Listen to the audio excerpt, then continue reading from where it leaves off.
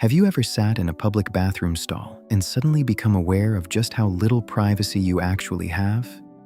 The door closes, but not completely. There are gaps on the sides, gaps at the bottom, sometimes even gaps at the top, and if you've ever accidentally made eye contact through one of those gaps, you know exactly how uncomfortable it can be. It's one of the strangest things we simply accept. Because think about it. The entire purpose of a bathroom stall is privacy. So why is it designed in a way that seems to provide so little of it? Is it just bad design? A way to save money? Or is there actually a reason those gaps exist? As it turns out, the answer is much more interesting than most people realize. Because those gaps aren't a mistake. They're a compromise. And hidden inside one of the most awkward places in modern life is a surprisingly clever lesson about how public spaces are designed. Most people assume bathroom stalls are the way they are because nobody cared enough to improve them. After all, if you were designing a bathroom from scratch, you probably wouldn't start by adding openings around the door. You'd do the opposite. You'd seal everything shut. Maximum privacy. Problem solved. But here's the strange thing. Bathroom stalls across schools, airports, shopping malls, office buildings, restaurants, and stadiums all tend to share the same basic design. Different companies, different architects, different cities, yet the same gaps appear again and again. And when the same design keeps showing up in thousands of different places, that's usually a clue. It suggests the design is doing something important, something that isn't immediately obvious. Imagine someone inside a locked stall experiences a medical emergency. Maybe they faint. Maybe they collapse. Maybe they become unconscious. In a fully enclosed stall, nobody outside would know. The gaps allow people to quickly recognize when something is wrong. They also make it easier for emergency responders or staff to assess the situation before entering. It's not the most comfortable thing to think about, but public spaces are designed around the possibility that unusual situations will eventually happen. When millions of people use something every day, even rare events become common, and safety often wins over comfort. This reason is much less dramatic, but it matters a lot. Public bathrooms need constant cleaning. Open space underneath stalls allows janitors to clean floors much more efficiently. Mops can move freely, water can drain more easily, trash and debris are easier to spot. The same design that feels slightly awkward to users can save hundreds of hours of maintenance work over the lifetime of a building.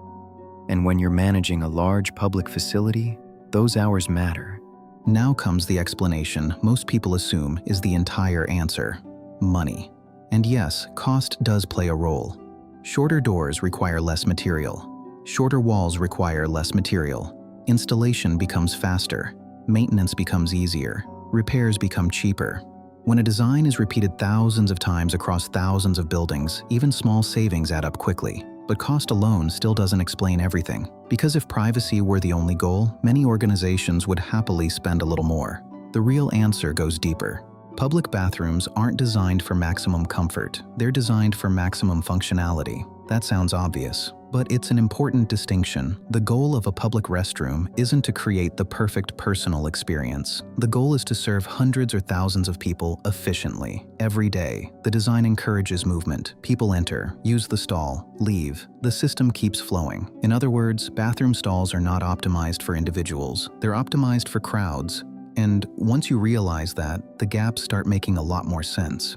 What's fascinating is that bathroom stalls are not unique. They're part of a much larger design philosophy. Airports are designed this way, supermarkets are designed this way, parking lots are designed this way, even sidewalks are designed this way. Many public spaces are built around managing human behavior at scale. Not because designers want to control people, but because large groups create challenges that individuals don't. The more people a space serves, the more compromises become necessary.